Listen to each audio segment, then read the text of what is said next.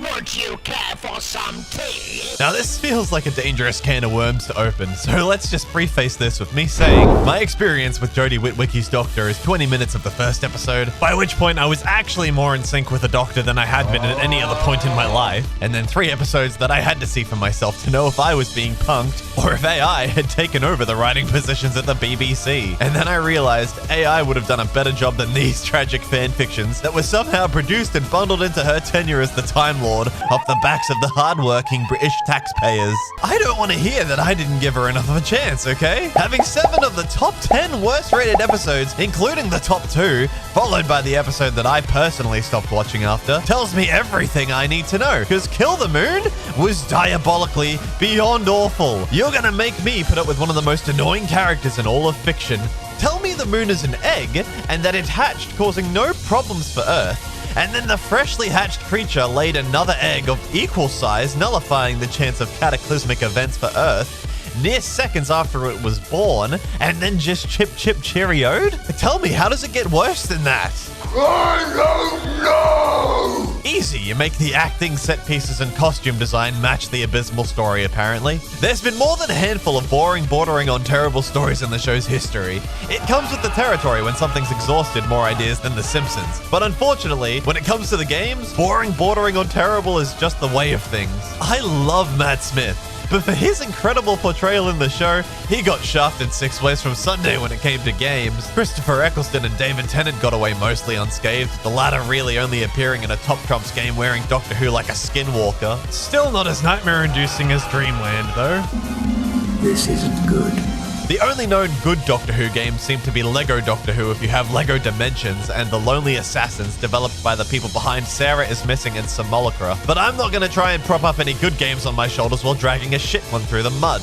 They'll just get dirty. Doctor Who: The Edge of Reality, the afterbirth of a VR port of The Edge of Time. There are some notable differences and at least one big improvement, but at the end of the day, it should have been called The Edge of My Seat, because I kept falling over every time I nodded off while I was playing. In this walking/monologue simulator, you're essentially the star of what would otherwise be a Dr. Light episode. Weird. I mean, you're not special, you're not powerful, you're not connected, you're not clever, you're not important. Someone pretending to be the Doctor uses the tech around you to contact you and recruit you to help her stop something called the reality virus. And I hate to take away points so quickly, but you know, the show kind of has me wary of women popping up on low-quality old British TVs. You get your hands on a sonic screwdriver, and if you were sitting there thinking, it'd be so awesome, it'd be so cool to literally have any other Doctor's sonic screwdriver, you can actually swap them for $7.50. Welcome to the Ubisoft School of Hating and Ripping Off Your Customers. Alright, Doctor Who, you are presenting for the class today. Yeah, alright, we have reskins for the end and the sonic screwdriver. Please elaborate. No, that's it. Literally just alternative skins. They could have unlocked them with gameplay, but I thought, why not extract a bit more money instead? Oh, magnifique. Yeah, we have 9th, 10th, 11th, and 12th Doctor screwdrivers. Not only are we charging people to make them feel like they're masquerading as far superior Doctors, we're getting a 2-for-1 on a skin that's only a slightly different color. Not to mention, we didn't even bother to make sure the hand would hold them correctly. Ah, incredible. And the gloves? Yeah, well, see, the game was ported from VR, where they probably could have just looked at the hand from a few other angles to admire it. But here, it's just the one angle. They hardly get to admire anything about it other than the fact it's a little different. Oh, Laurent, people like you comes along once in a lifetime. We also charge $35.95 for the base game that can be beaten in less than 2 hours. And in that time, you're probably only going to use the sonic screwdriver about 10-15 times anyway. Oh, you're going to go far. You know, they did an amazing job making this feel like a game about a time traveler, because I felt like I went back 20 years playing it. And not in a nostalgic way. It looks and feels like something that would have been more at home on the PlayStation 2. And not like Silent Hill, I'm talking Barnyard. You know what? No, that's not fair. Barnyard was a cracked fever dream, but it was a banger. I take it back. You first face off against a singular visually impaired Dalek that can't see you 2 meters in front of it. It looks like they also went to the Gollum School of Sound and Visuals.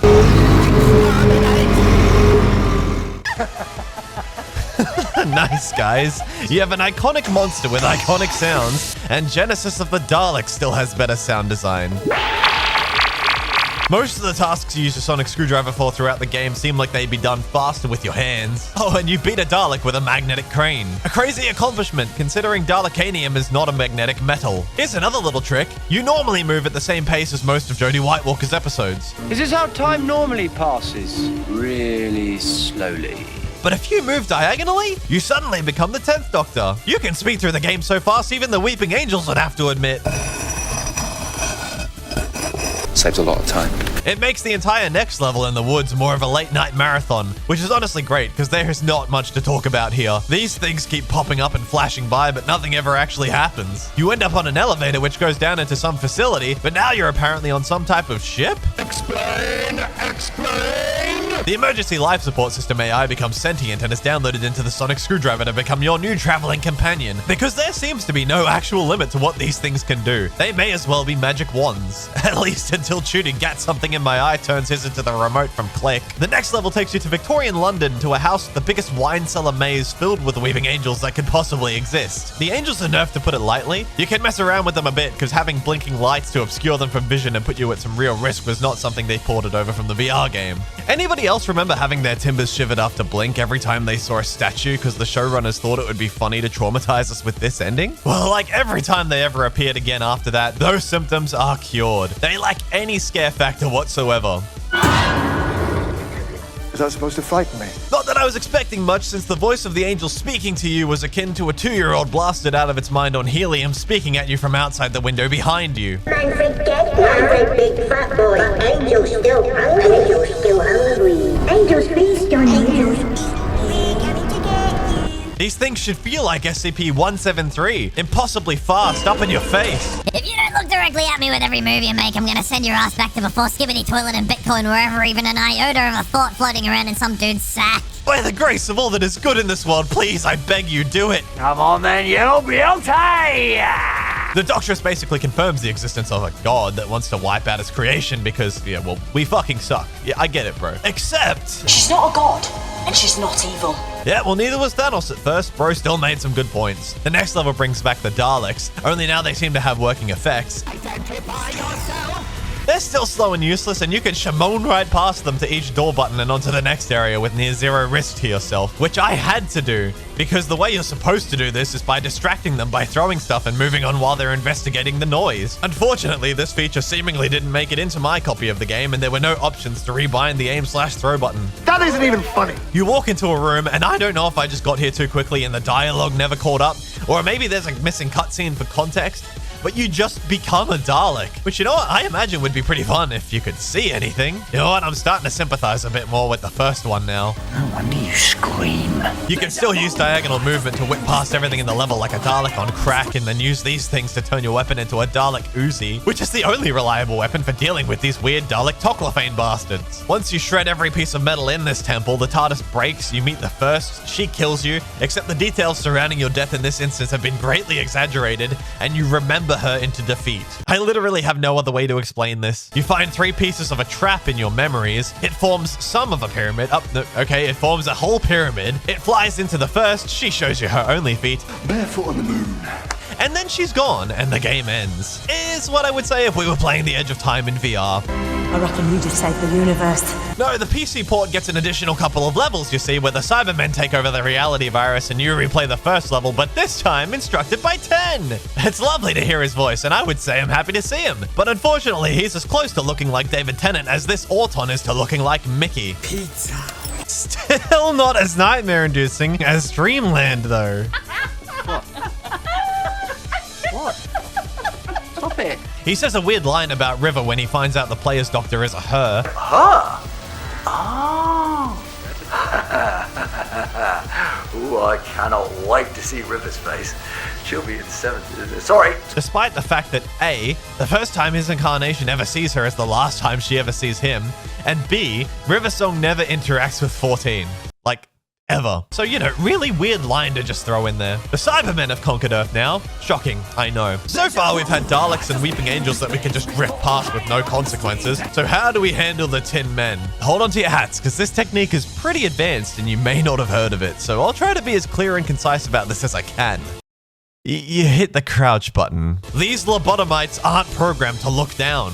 The second you're below their eye level, you become functionally invisible to these clankers. And best of all, you can still use diagonal movement to speed through everything, even when you're crouched. You get head, zap a panel, and then you're on the cyber ship. The game tries to encourage you to use these panels to take control of these little cyber rats and disable all the Cybermen. But good news, they're already disabled if you just crouch. There may as well be no enemies here. Are you all simple or something? You find Jodie Wet Willy and she yaps, since that's almost all her character actually does in this game. Shut up. Just shut up. Shut up. Shut up. Shut it up. Would it have killed them to put in a skip button, for crying out loud? You find the key to the cell she's locked in, sitting in the middle of a table in the middle of a giant room, as if it's on a giant pedestal for you. And then after releasing her and stopping the ship from self-destructing, you play chase with the Jank machine, otherwise known as the Cyber Reaper. I think this would normally be a close chase, but with the diagonal movement, the only way he can keep up with you is by teleporting. This is especially evident in the final mission, where you get to play chase again, but this time with Dollar Store David Tennant. Emma tells him multiple times that you, the player, will catch up to him. We'll catch up. Despite the fact that he spends every moment of this chase trying to catch up to me. I am in fact so fast that the Cyber Reaper is playing catch up to the point that they're both running together to try and keep up with me. As a doctor, I recommend a vigorous jog. Good for the health. You run through a few different environments, but that's about it. Nothing else significant happens from this point on. It's mostly exposition. The Cyber Reaper tells us that in the new reality created by them harnessing the reality virus, Ten actually fell in love with Madame de Pompadour, stayed with her, popped out little nuggets, and had a family. So being unable to cope with it, she forces you to be the one to erase that reality. But you know what? After seeing what Doctor Who eventually turns into, even if it meant we'd be missing out on one of the best doctors to ever grace the screen, that new reality just kind of sounds pretty good, to be honest. So yeah, let's shake hands and let bygones be Zygons. Because honestly, dying here or finishing the game both hold the same level of impact. Finishing the game, you go back to the laundrette and find out that you're basically now the Doctor's forever time loop defense against the First. They bastardized Tennant's goodbye. I really want to go. Then you're left back where you started. The Doctor leaves you with her sonic screwdriver like an absolute numpty, and the game ends. Now get lost. What a way to burn $35. I'd probably have just enjoyed actually burning the money more. Now, if you'll excuse me, I'm gonna take this thing back to the early 2000s and onwards to enjoy the launches of some banger games.